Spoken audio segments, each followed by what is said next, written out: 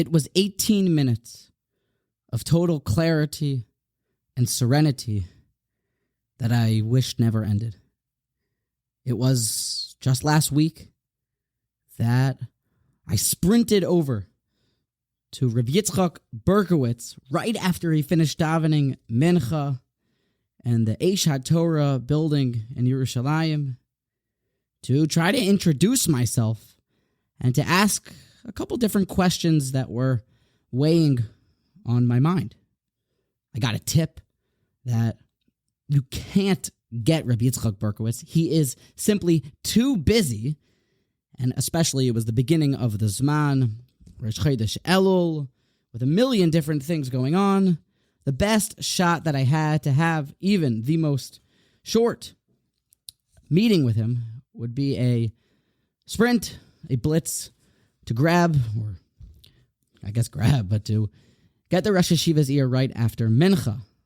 So, sure enough, as soon as the Chazan said Kaddish, finishing, started to see that others had the same idea. So I took a couple steps forward to get a kind of head start, inching my way forth. I actually had a full-speed blocker. I'd come with a cousin, a great friend, and he was helping me out.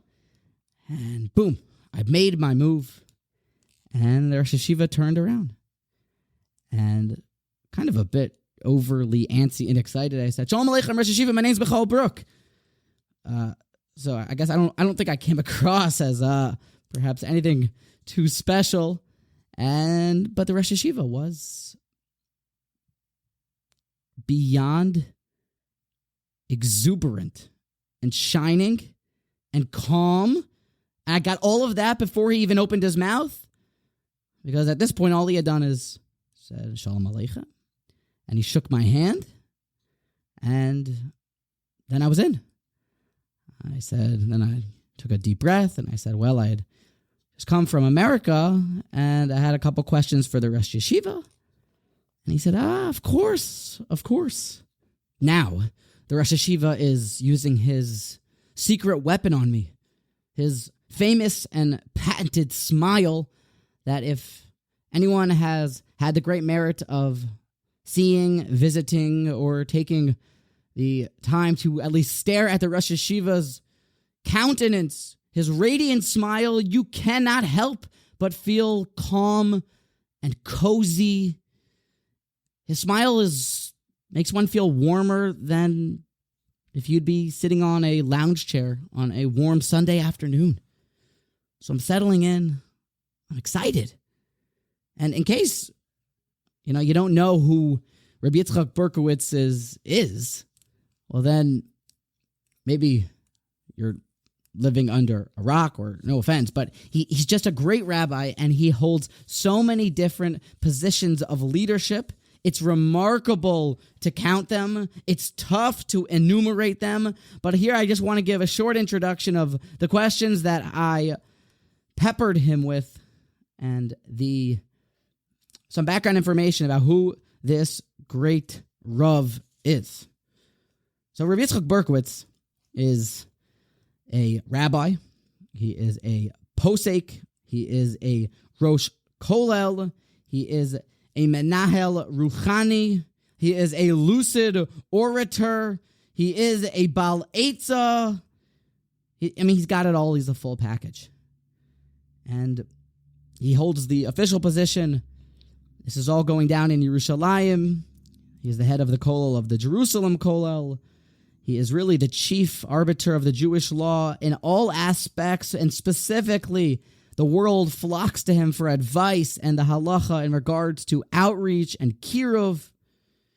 He is the main rabbi at Eish HaTorah. He's the number one in charge, the commander-in-chief. So, he's really quite the full package, the Swiss Army knife, the jack of all trades, and the master at all of them. And what I came to find out is that with all of these honorifics, we are still missing quite a few. Now, I also did some research before I gave this episode. He also happens to be a Levi. Interesting. He actually comes from a Hasidic background. He also studied in Yeshivas Mir underneath Reb Nochem Partzovitz, the great Maggid Shir. He was very close with Rav Eliashiv Zechreinu Livracha. So yes, if you haven't gotten the idea and the picture of who this great person is, well, perhaps now it's a bit clearer. Now, I guess actually, if you don't know all this, you probably won't be able to tell because he holds himself in such a humble and unassuming way. But anyway, here I was. I had my moment, and now I came with questions. Questions because in the world of Kiruv that he is in charge of, and the position that he holds in Eshat Torah, which is very much one of the main players in disseminating Hashem's Torah to the world and bringing back some of the wayward and lost souls back to the path of light and spirituality and Torah.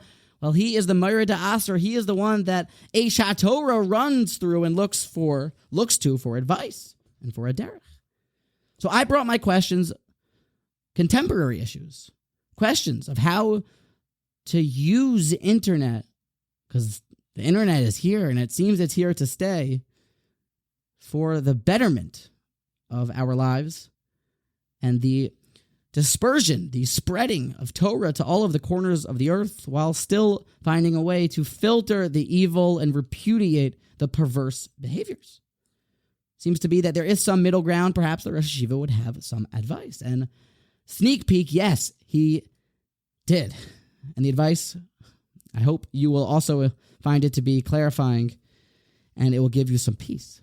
I asked him further about time management, how he manages such a busy schedule. I asked him about the mindset that one should have during Elul and the way that one should study halacha, which svarim a person needs to know, and how does one give his all to the congregation and his fellow man while also fully being there for his family.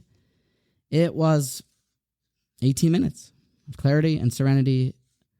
And so here we go. So I asked the Rosh Hashiva, my first question was, well, if I want to learn halacha, that was actually what I asked him about halacha, what's the best way to go about it? Do I learn quickly? Do I learn through the sugyas? How do I do it? What type of mindset? He said very directly, succinctly, that you should learn until you have clarity on the matter. And then, when you have clarity, it's as clear as day, then you will connect emotionally. And once you connect emotionally, now the laws and the ideas will have an impact on you, and now you will actually remember them. Really, there's a lot to unpack there. Think about it. Beautiful. Clarity is what we often are missing. Clarity is what brings the enjoyment. It makes a lot of sense in our Torah learning. If you know something, it's clear to you. Doesn't it make sense, right? We got it. It now connects with us. It hits that little bone in our body. It makes an emotional impact. So he said, don't move on until it's clear. It has been a goal of mine for just these couple of days since I got back to implement it. It's pretty cool. It's hard to do because you always want to advance in your studies. But if you're able to have the sitzfleisch, the self-control, to not move on until you have it crystal clear, it's like you're just picking up gems, diamonds, and things start to make sense. Then he started to walk outside of the Eish HaTorah base Knesset, the shul there. People started to now get closer to him. I kind of boxed them out and actually took a picture with him. My father-in-law was there, and he took a picture with us. He's a big player at Eshat Torah, and he's a big fan of all that they do. And he is one of the massive Talmidei Chachamim that has a very nice relationship. Shout out to my father-in-law with a lot of the great ones from Eshat Torah. So after that, the great Rav Yitzchak Berkovits starts to leave the base Knesset. And now I'm following up those winding staircase upstairs. He's going to his office. He said, come along. And while I'm going to get my stuff to go give it to the driver, he's going to be driven back, it seems like, to some other location, perhaps home. I can follow him to his office. So now this is the big moment. I'm following up the stairs. I want to see his office. I'm very excited. And we walk in, and I'm about to ask him my second question. And I'm kind of flabbergasted. I'm floored. You can picture it, what his office looked like. He has the Just to give you a background here, a little bit of to set the tone, set the scene. He has the penthouse office in the Eshat Torah building, the Dan family campus. It's overlooking the Har Habayis. He's got this big glass wall. He literally is sitting and looking at the Kosel HaMa'aravi. The beautiful mahogany bookshelves line all of the walls that aren't this glass wall with Sefarim of Godless, of Eichos. He has a set of Shas. Everything in order, a set of Shulchan Aruch, Poiskim, it's all sitting there. I noticed everything in a very mesuder, orderly oifen in a certain way. I remember that there was a map. Interesting, I didn't get a chance to ask him about this. There was a map of the world behind his desk. His desk was perfectly clean. I remember that. Wasn't a pen out of place. A big, beautiful computer there that later on I figured out he has this whole fancy filter on it to make sure that it's kosher. He's got all the lights and the microphones that they have set up for him in order to give his drushos. A beautiful, picture-esque, picture-perfect Makom Torah. I'd be nervous to sit and learn there just because Hashem seems like he's literally right there. It's like, what if I don't get distracted? But I guess if you're Rav Yitzchak Berkovits, you don't have that problem. So then I continued. I said, so I have this podcast I like to do. I like to spread Torah. It's fun to talk about Torah, and the option to do it at such a grand scale and for no cost. Literally, the internet gives us a free key mode of entry to spread Torah to Ireland and Australia and Columbus and all these places, and it doesn't cost anything.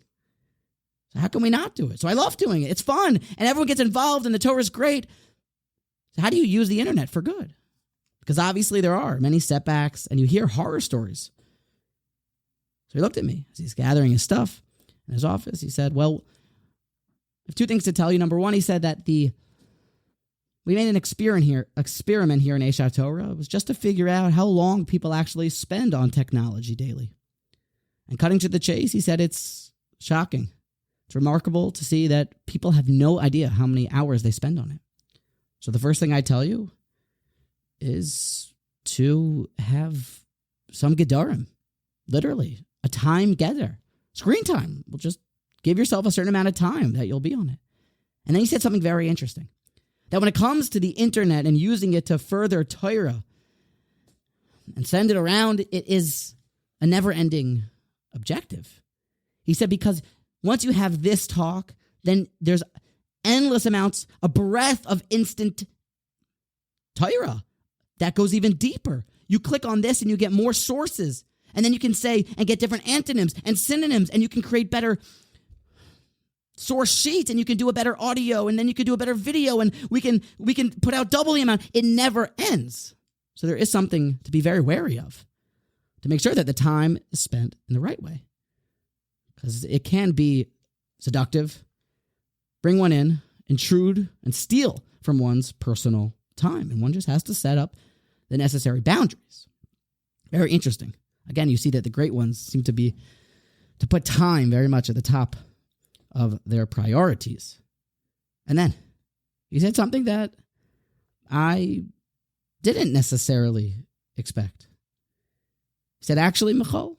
He didn't say Michal. He said, actually, truthfully. He told me that, Eshat Torah has 8 full-time content creators. 8 separate people that are working to make sure that Aish.com and all of the social media channels are updated with inspiring and informative Torah content. They do an amazing, remarkable job. He said, but we have 8 people that are full-time doing that. I'm not involved. Someone that's on the content creation side, if you want to play the rabbinic role, so maybe learn the content, get the content, he said. And then hire someone to do the other side of things. Somebody that is skilled in those areas, that wants to make it more of a career, go and get them. He said in any certain spot, even if you want someone, he said in a different way, in jest. Sometimes in Shabbos, you need a malacha done, you hire a Shabbos guy. He said in jest, so maybe, you can hire someone, a Gentile, you can hire someone that has kind of more open to it, that is an expert at it, it goes better. And when you do it like this, it seems to succeed. You don't even have to be involved.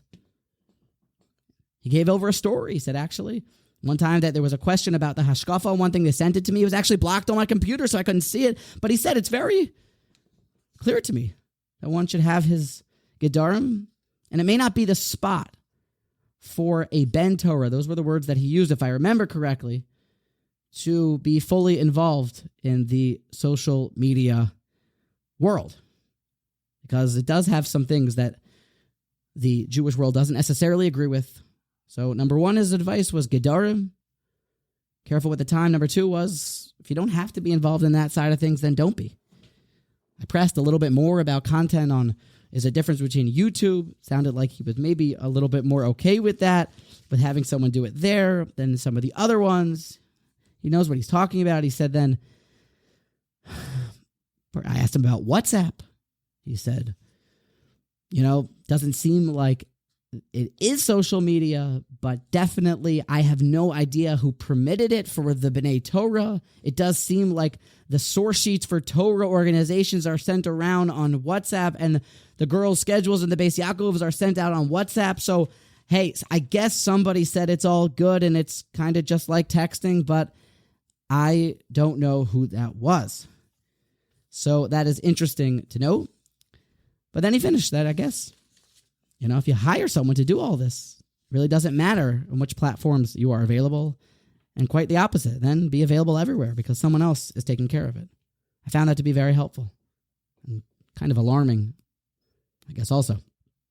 Now that Rosh Hashiva walked out of his office, he closed it up tight. We're walking towards the elevator to go down to his driver. I then asked him, I said, how does a person balance his obligations to the congregation, try to help out society, the Jewish people at large, while being fully present for his family? He said something that was so brilliant. It resonated with me so strongly. He said, as long as there is some disagreement, some machlokas, a standoff between your mishpacha and the Jewish people, then your mishpacha is going to win. Klal Israel is going to lose. Everything's really going to crash and burn because then the mishpacha is not going to be happy and nothing's going to work. The only way, he said, I can't recall if he said the only way. He said the way is to put your wife and your children on actively in the Harbatzas Torah. Not passively, not on the side rooting for you, but when they feel and they understand that, the wife, the Rebbitzin, even organizes the sources, beautifies a certain picture to make sure that people will come, make sure that all the details of a shir or an organization that you're starting are taken care of. The children, they're in on it, and they are sourcing sources in order for the drasha to be better, and the whole family is picked up and swept up by this Harbatas HaTorah bug. This great bug. That's the way. Rebbitzin staying up, your husband, everyone involved to try and root on together for further Harbatzas HaTorah with angst, nervousness. Did the drasha go well? Did the sefer print properly? Moshe, is that really a good source? Should Tati use that? Does this work? Should we spread this? When the whole family's in on it, it flourishes beautifully. I then asked the Rosh Hashiva how the Rosh Hashiva is able to, at his capacity, manage the 80 million responsibilities that he has, from rabbi to Rosh Hashiva, drushas, he speaks in girls' schools, he gives halacha, vadim, tapes, svarim on Lashon Hara for the Chafetz Chaim Heritage Foundation. How does he do all of it? I said, in jest, does the Rosh Hashiva just simply wake up at 5 a.m.? To which he responded, and I kid you not, 5 is late. My alarm goes off at 3 a.m. So I do not believe there's much for us to dwell on here other than there is quite a very simple approach. If you want more time and you need more time, I guess you have to wake up earlier. And we must also put another feather in the Rosh Hashiva's cap. He's not only a Rav, a Rosh Hashiva, and a Paisik, but a man of ridiculous stamina and hasmada in the way that he learns. After that, I moved on. I wasn't going to wake up at 3 a.m. Maybe, but I got the message. If you need more time, sometimes you got to wake up early. I said, Rosh Hashiva, can a person rely on the curriculum that we have been given in yeshivas to become a great one? If we just follow the system, go from preschool, middle school, start learning Mishnah, start learning Gemara, you start learning in depth in yeshiva, the female track, learning Tanakh, learning all the pertinent halachos and how to build and progenate a beautiful family of servants for the Almighty. Can we just rely on the Beis Yaakov system and the yeshiva system, or do we need to put in more? And he said, much to my perhaps dismay, and I don't know, I never expected him to say something like this. He said, no, it is actually just the minimum requirements. The 9 to 1 and the 3 to 6 and the 9 to 11 that you do in yeshiva, that's minimum. You still got to know halacha outside of that. You got to spend time. What's going to be with the learning of Navi? A Ben Torah has to know Navi. Unbelievable. It's a little bit daunting. I came at this moment trying to perhaps try to look better than I am and impress the Rosh Hashiva. And I said, oh, like that Gemara that says that a person should divide up his Torah learning into a shlish, and a shlish, 1/3 in 3 separate areas of Torah, and one of them includes the study of Navi. He said, actually, in fact, the Ramah, unbeknownst to many, says that we just learned Talmud Bavli, and these days, you learn the Babylonian Talmud, and you get everything, hafach ba, dekula ba, everything's inside of Talmud Bavli. And you even get Navi, so you don't necessarily need to learn Navi. That was the psak of the Ramah.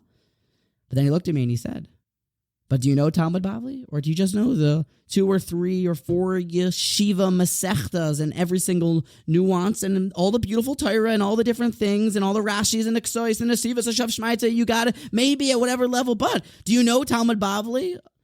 Or do you need to carve out some time in your schedule to know Navi? He said, a Ben Torah needs to know Mishnah Brura. You can get by in the laws of daily living by just learning the Sefarim of the Chafetz Chaim, the Mishnah Brura. Seem to really ask godless of us. It's really eye-opening. But I guess to become a gadol, to become someone great, then one needs to adequately educate himself if he ever seeks to educate others. I guess it would only make sense. By this time, the elevator doors had opened at the ground floor of the Eish HaTorah building. The Rosh Hashiva still couldn't escape me. I followed him into the elevator. And now I was getting specific. I said, Rosh Hashiva, which Sefarim does a Ben Torah need to know? And he mentioned 2 that I definitely didn't expect. Number 1, he said, the Sifsei Chaim, the great works from Reb Chaim Friedlander, the Ponovitcher Mashkiach, a Talmud of Reb Eliyahu Dessler, the mellifluous voiced, brilliant Talmud Chacham, and Baal Musar. I said, that's interesting. Why can't we, learn Ramban or Ramchal? What's unique? Perhaps Rabbi Yerucham Levovitz, what's unique about the Sifsei Chaim, Reb Chaim Friedlander's works? He said he gives over the clearest definitions in plain and simple, easy-to-read Hebrew for the general public.